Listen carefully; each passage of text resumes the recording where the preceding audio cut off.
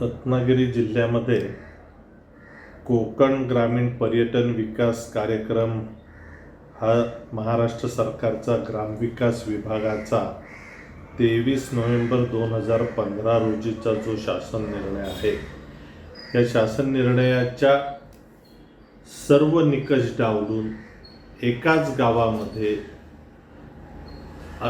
कोट्यावधीची कामे मंजूर करून कंत्राटदारांच्या भल्याकरता काम केले जात आहे। खरं तर गेले 30-40 वर्ष कोकणामध्ये अनेक मंत्री कोकणचा कॅलिफोर्निया करू असं म्हणतात। आता तर कोकण कॅलिफोर्नियापेक्षा मोठं करू अशा पद्धतीच्या मंत्र्यांची भाषणं आहे। आणि कोकण ग्रामीण पर्यटन विकास कार्यक्रमाचा जो शासन निर्णय आहे की ज्याच्यामध्ये 5-6 गावांचा समूह आणि 2 समुद्रकिनाऱ्याची गावं साधारणतः 1 ते 3 कोटीपर्यंतचे प्रस्ताव असे दरवर्षी 5-10 गावातले प्रस्ताव बनवले गेले पाहिजेत की त्यामुळे कोकणातलं ग्रामीण पर्यटन वाढेल। पण सन 2024-25 या वर्षात या कोकण ग्रामीण पर्यटन विकास कार्यक्रमाचे सर्व शासनाचे निकष बाजूला ठेवले गेले आणि एकाच गावामध्ये 14 कोटीची कामं मंजूर करण्याचं काम या सरकारनं केलं। आता अर्थ आणि नियोजन विभागानं आणि पर्यटन आणि ग्रामविकास विभागानं याची चौकशी करण्याची आवश्यकता आहे की शासन निर्णयाप्रमाणे 5-25 गावांना जो फायदा झाला पाहिजे तो एकाच गावामध्ये फक्त कंत्राटदारांच्या भल्याची कामं करण्याचं काम सुरू आहे।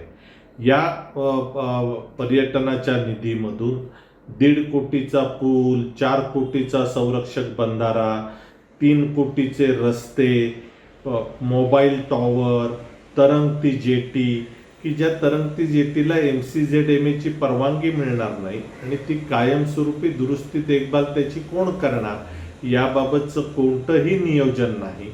अशा पद्धतीनं 14 कोटीपैकी जवळजवळ 10 ते 12 कोटीची कंत्राटदारांच्या भल्याची कामं करण्याचं काम या जिल्ह्यामध्ये चालू आहे। मुख्य सचिवांनी या सर्व प्रकरणाची सखोल चौकशी करावी। ही सर्व प्रशासकीय मान्यता ज्या चुकीच्या पद्धतीनं दिल्या गेलेल्या आहेत त्याला स्थगिती द्यावी आणि आम्ही म्हणतो त्याप्रमाणे हे सर्व जर चुकीचं असेल तर 20-25 गावांकरता ह्याचा उपयोग करून द्यावा आणि एकाच गावामध्ये कंत्राटदारांच्या भल्याची कामं करू नयेत। या पद्धतीचं सरकारनं काम करावं अशी विनंती आम्ही दोन्ही उपमुख्यमंत्री आणि मुख्यमंत्री यांच्याकडे पत्राद्वारे केलेली आहे।